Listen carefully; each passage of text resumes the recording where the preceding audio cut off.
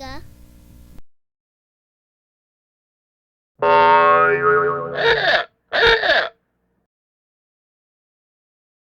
Hello, I'm Patrick, and I'm just continuing on the panel that we had earlier. I have notes, actually. I was thinking about it, great Americans who came before us, like guys like James Otis and John Adams, when they would show up to to speak in front of people, they would write their own stuff, and they'd put down, and, they would sit there and they'd give these great speeches. You go back and read them, and, some of the language is a little hard to, because it's a little different than the way we speak now, but you listen to the way these guys talk, and it was just amazing. And then I see this, the coronation speech of Obama, and there he is reading a speech that some guy wrote for him, all about hope and change and love and peace and yada, yada, yada, and we're going to have to, go through some tough times, but don't worry, we'll soldier through and all that stuff. But in the old days, guys they wrote it, and they came out and they told you, hey, this is what I'm thinking. They didn't have speech writers and that all went on. That's when TV got control of politics, That's when everybody started having script writers and, hey, I'm going to write that for you and yada, yada. So I came with some notes, some things, so I'd like to think, hey, I wrote some stuff, I actually wrote some thoughts down. So we were talking about 9/11, and I believe in science versus news. So imagine you're in you're out in your front yard, and, you got a bag of concrete, and you're mixing it up, and you got the bag of concrete, and it's powder when you start off. You add some water, you get the thickness just right, you pour the concrete, you make bricks, you make mortar, you make bricks stick together. In order for that concrete that you made, once it hardens, to turn back into what you started with when you had a bag full of dust, the amount of energy it would take to go from that poured concrete with water and everything back to dust again, okay? The amount of energy you would need is far more than the physical science of bricks smashing into each other, folks, okay? Bricks smashing into each other would create little pieces of bricks or little pieces of concrete. So when you talk about 9/11, the main thing when you talk about the science of it all, and I have this written down here, is I want you to think of this next time you think about 9/11. They convinced you that, okay, these elements or these things, these building materials, were able to be turned into dust particulate, small enough to breathe so much that, we got dying first responders who breathed all this stuff because it was small enough to breathe. You see? You need explosives to make it small enough to breathe, folks. It's not physical science, brick smashing bricks, iron smashing iron, steel being melted by fire. It doesn't happen. 2,700 degrees. Okay. Here we go. So they convinced you that this can be just turned right back into particulate because of jet fuel.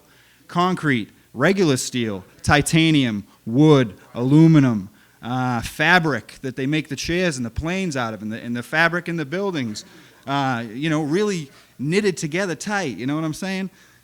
Reduced back to small particulate in a pyroclastic flow, only created by hot gases to create the pyroclastic flow. They convinced you sheet metal plates went back to their microscopic, minuscule parts. They made you believe that rivets, brick, marble, structural steel, built like a brick S-house, steel, turned into particulate small enough to breathe or small enough to turn into tiny particulate this big, right?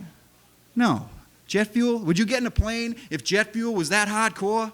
You're flying over the Grand Canyon, and you got something that's that hardcore in the wing, and it's made out of aluminum?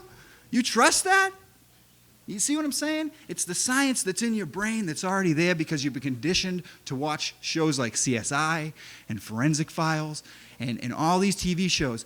They give you the hardcore evidence, and they show you the guys and everything. They go into it, into the microscopic, ooh, they go in. But 9/11, they don't. Hey, don't touch that with the forensics.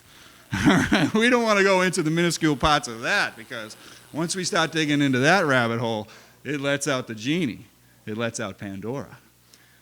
They convinced you that iron, fiberglass, glass, silica turns, push, right back into its molecular structure, little parts. You see the science of it? It's science. And they're going to do a Mythbusters, and they're going to try and convince you that the science is wrong because we all love Jamie and Adam. And I, for one, don't believe that Jamie Heineman really believes any of this crap. Any of this. I can't believe that those two guys could sit after doing all the experiments that they have done and think that they're going to do a 9/11 experiment thing and it's going to turn out the way the official story does. So remember that I said it here, and thank you very much, Rhode Island. Bye-bye.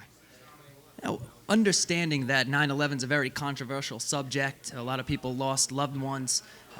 There's people fighting wars now for this cause. We need to understand, people would say, well, my son's in Iraq or my son's in Afghanistan, I lost a loved one in the towers. How can you say this stuff? What's the precedent for this? How could this even be fathomable? Well, there's plenty of precedent throughout history of governments carrying out attacks on their own citizens to initiate a police state, to demonize enemies, to pass an agenda that they've had. 64 A.D., the emperor of Rome, Nero, burned down his city, blamed it on the Christians. Next thing you know, they're feeding them to the lions. We've got false flag operations, they're called, happening throughout history. And it just so happens I have one in my hand. This is called Operation Northwoods. This is a document from 1962, declassified, George Washington University National Security Archives. You can go look it up, print it out yourselves online. I have it here, a 13-page document. It outlines 1962, a way to go into Cuba to get Castro, and basically it's a preemptive attack. It gives justification by outlining ways that our U.S. government can attack the citizens of America to give that justification to go into Cuba and get Castro. Among the things in here, it states that we could blow up buildings in Washington, in Miami, and kill Americans and blame it on Cuban agents. We could blow up planes over the ocean and blame it on Cubans.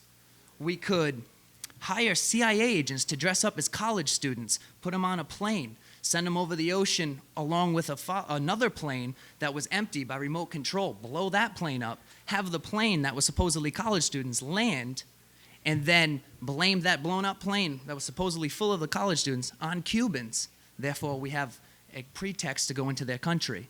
So there's plenty of examples throughout history of false flag events where governments will do these things. And we have the Joint Chiefs of Staff, the heads of the military, signing off on a document saying that we can kill Americans. In here it states that they can go to Guantanamo Bay and carry out an attack on U.S. soldiers, blow up a U.S. ship, killing American sailors. The heads of the military talking about killing U.S. soldiers.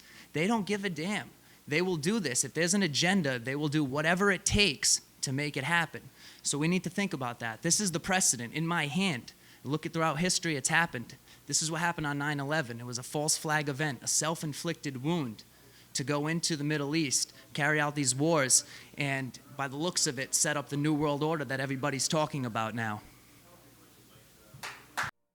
This concludes this program broadcast. We the People, a freedom of speech television show. Go to www.wethepeopleofri.org.